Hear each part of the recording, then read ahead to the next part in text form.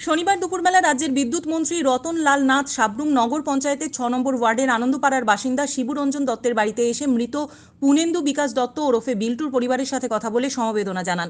মন্ত্রী রতন লাল নাথ মৃত বিল্টুর বাড়িতে আসার পর হঠাৎই সাবরুমের লোকজনদের সাথে বিভিন্ন প্রশ্নের মুখে পড়েন সাবরুমে বহির্রাজ্যের বেসরকারি সংস্থা ফিডকো নামক বিদ্যুৎ পরিষেবা নিয়ে। মৃত পুনেন্দু বিকাশ দত্তের পরিবারের লোকজনদের সাথে কথাবার্তা বলার পর দুর্ঘটনার স্থানে গিয়ে প্রত্যক্ষও করে যান। দুর্ঘটনাস্থানেই মন্ত্রী রতন লাল নাথ সাংবাদিকদের মুখোমুখি হয়ে স্বীকার করে নিলেন ফিডকোর পরিষেবা একেবারেই তলানিতে এবং তিনি আরও জানান সাবরুম মহকুমা হাসপাতালে আর বিদ্যুৎ বিচ্ছিন্ন হবে না। এরপর চলে যান মনুবাজার স্কুল চৌমোহনী এলাকায় ফিডকো অফিসে। গত শুক্রবার রাতের বেলা হালকা বাতাসে ঝুলে পড়া বিদ্যুৎবাহী তারে প্রাণ গেল সাবরুম নগর পঞ্চায়েতের ৬ নম্বর ওয়ার্ডের আনন্দপাড়ার ৩২ বছরের যুবক পুনেন্দু বিকাশ দত্ত ওরফে বিল্টুর। আনন্দপাড়ার বাসিন্দা শিবুরঞ্জন দত্তের একমাত্র ছেলে মৃত পুনেন্দু বিকাশ দত্ত ত্রিপুরা সরকারের স্বাস্থ্য ও পরিবার কল্যাণ দপ্তরের ভেহিকলস ইন্সপেক্টর এবং টেকনিক্যাল ইঞ্জিনিয়ার পদে আগরতলা গুর্খাবস্তি রাজ্য সদর দপ্তরে কাজ করত। বুদ্ধ পূর্ণিমার ছুটিতে গতকাল বাড়ি এসেছিলেন তিনি। রাতে সাবরুম মহকুমা হাসপাতালের সম্মুখে দোকান থেকে বাড়ি যাওয়ার পথে সামান্য ঝড় বৃষ্টিতে বিদ্যুৎবাহী তার রাস্তায় ঝুলে থাকা অংশে বিদ্যুৎপৃষ্ট হয়। রাতে পথ চলতি এক জনৈক ব্যক্তি দূর থেকে দেখতে পেয়ে পুলিশ ও ফায়ার সার্ভিসকে খবর দেয়। খবর পাওয়ার সাথে সাথেই বিদ্যুৎ গতিতে ছুটে আসে সাবরুমের ফায়ার সার্ভিসের কর্মীরা। উদ্ধার করে সাবরুম মহকুমা হাসপাতালে নিয়ে গেলে হাসপাতালে কর্তব্যরত চিকিৎসক প্রবাল ভৌমিক মৃত বলে ঘোষণা করেন তাকে। খবর পেয়ে সাবরুম থানার ওসি অপু দাস ছুটে আসেন। গতকাল রাতে মুহূর্তের মধ্যে অনলাইনে ও মোবাইলে মৃত পুনেন্দু বিকাশ দত্তের মৃত্যুর খবর ছড়িয়ে পড়তে বন্ধু বান্ধব এলাকার লোকজন নিকট আত্মীয় স্বজনরা সাবরুম মহকুমা হাসপাতালে ছুটে আসে। এর মধ্যে রাতে ওই সময় সাবরুম মহকুমা হাসপাতালে নেই বিদ্যুৎ পরিষেবা। হাসপাতালে তখন লোকের ভিড়ে পরিপূর্ণ।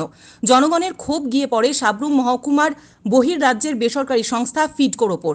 এছাড়া সাবরুমের সাধারণ জনগণের অভিযোগ দীর্ঘ প্রায় কয়েক বছর যাবৎ বহির্রাজ্যের বেসরকারি সংস্থা ফিডকো প্রতি রবিবার দিন সকাল ৯টা থেকে বিকেল ৫টা পর্যন্ত বিদ্যুৎ পরিষেবা বন্ধ করে বৈদ্যুতিক তারের কাজ করে থাকে। ফিডকোর গাফিলতির কারণে বিদ্যুৎ পরিবাহী তারের বিভিন্ন জায়গায় পড়ে থাকার ফলে এই কয়েক বছরে সাবরুমে বেশ কয়েকজনের প্রাণ চলে গেল। আবার হাসপাতালে জেনারেটর চালানোর জন্য মজুত নেই ডিজেল। প্রায় সময় হেরিকেন এবং মোমবাতি দিয়ে রোগীদের চিকিৎসা পরিষেবা চলছে। এতে উপস্থিত জনতা থেকে শুরু করে হাসপাতালের রোগীর আত্মীয় পরিজনেরা আরও ক্ষিপ্ত হয়ে যায় এত বড় একটা মহকুমা হাসপাতালের পরিষেবা দেখে।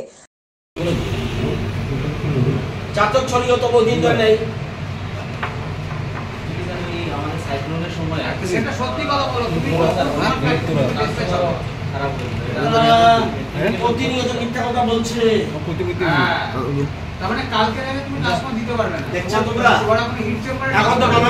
এখন তো মনে চাপকা দাও বেল্ট দিয়ে। সেটাই বলো। তার মানে আজকে তোমার ট্রান্সফার এখন বক্স আউট হচ্ছে। তার মানে ট্রান্সফার রেডি হচ্ছে তোমার আগে লাগবে। আমাকে দিয়ে মিথ্যা কথা বলাচ্ছেন কেন? আমাকে দিয়ে কেন মিথ্যা কথা বলাচ্ছেন পাবলিককে? কালকে যে আজকে হবে আমি বারবার আপনাকে বলছি আজকে না। চুপ चुप भाई जरा माफ मत चाहिए तो बात कर रहा है আমাদের আছে তোমার আমাদের আগে দিতে পারি না এত প্রোগ্রাম দিলে আমাদের সময় দেওয়া যায় পুরো সময় দাও আপনি এক কাজ করুন ওদের আশা করে আমি মাইরা ফেলামো কিন্তু ভাই তোমাকে দরকার চাকরি ছেড়ে দিয়ে চলে যাও লাইন এমনি পড়ে থাকো। ব্যুরো রিপোর্ট হাল্লা বল।